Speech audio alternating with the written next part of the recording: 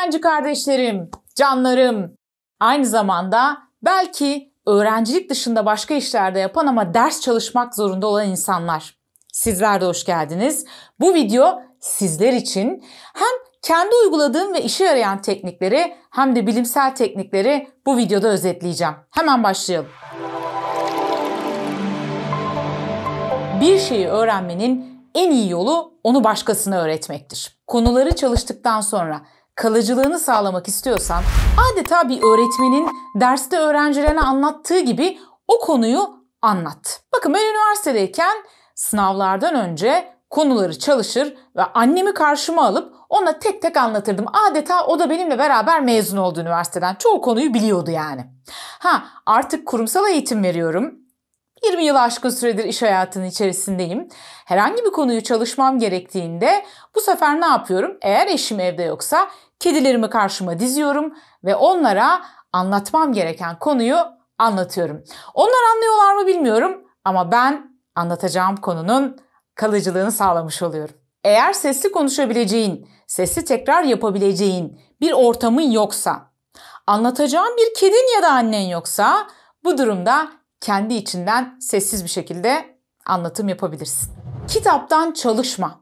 Önemli noktaları, ana hatları süz, ele ve bunları notlar halinde yaz. Çoğu insan, ben de dahil olmak üzere, yazarak daha iyi öğrenir. Çünkü konuları aynı zamanda görselleştirmiş oluyoruz.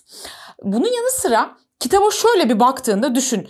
50 sayfalık bir konuyu belki sen sadece 10 sayfada özetleyebileceksin. Çünkü sınavda çıkması olası konuları ve ana hatları özetlediğinde çok daha az sayıda sayfayla uğraşmış olacaksın. Şöyle bir 100 sayfalık kitaba bakmak var. Bir de böyle 15-20 sayfalık notlara bakmak var. En azından seni daha çok motive edecek. Yani kitaba bakıp ya yok ya ben buna çalışamayacağım deyip vazgeçebilirsin o kalınlığı görünce, sayfaların sayısının çokluğunu görünce.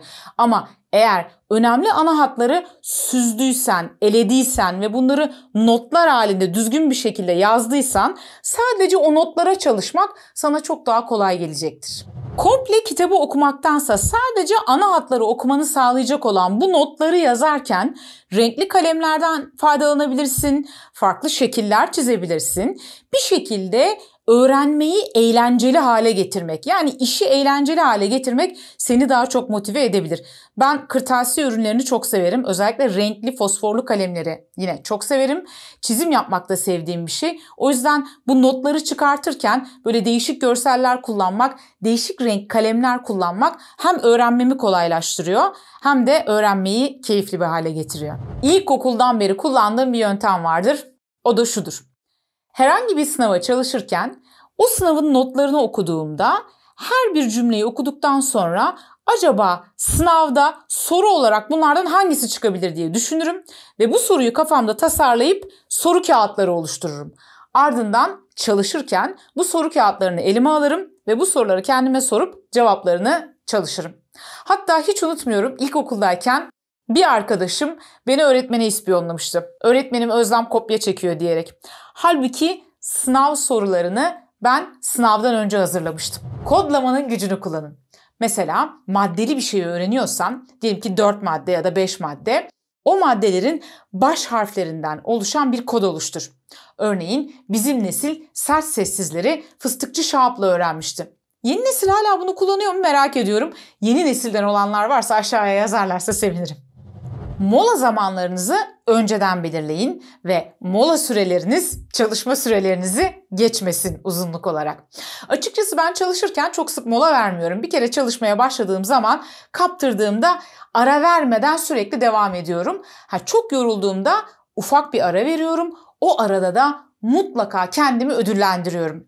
Örneğin şu üniteyi bitirince kendime kahve ve kurabiye hediye edeceğim diyebilirsiniz. Ya da belki de o çok sevdiğiniz çikolatadan bir parçayı gözünüzün önüne koyup bunu 5. üniteyi bitirdiğimde yiyeceğim diye kendinize hedef koyabilirsiniz. Bu küçük ödüllendirmeler öğrenmeyi daha keyifli hale getirecek.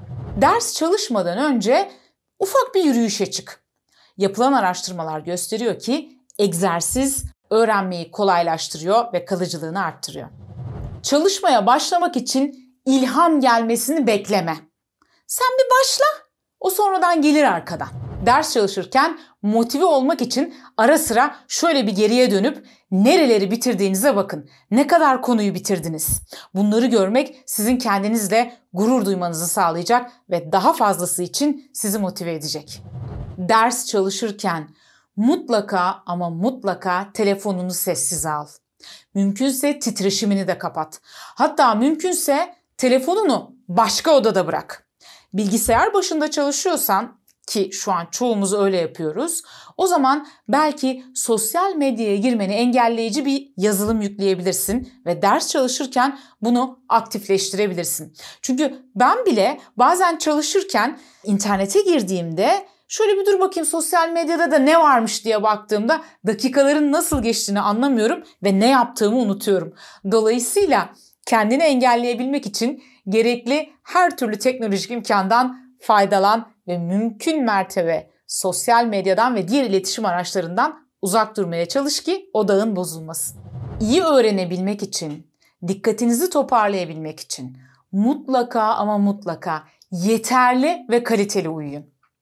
Yeterli uyku herkes için farklı olabilir ama ortalama en az 7-8 saat uyku sizin için gereklidir. Uyumak demişken sakın ama sakın yatarak çalışmayın. Yatağınızın üzerinde ders çalışmayın. Mümkün mertebe masada oturarak çalışın.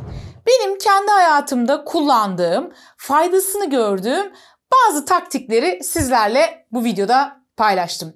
Sınav konusunda bir diğer önemli nokta da sınav stresiyle başa çıkabilmektir.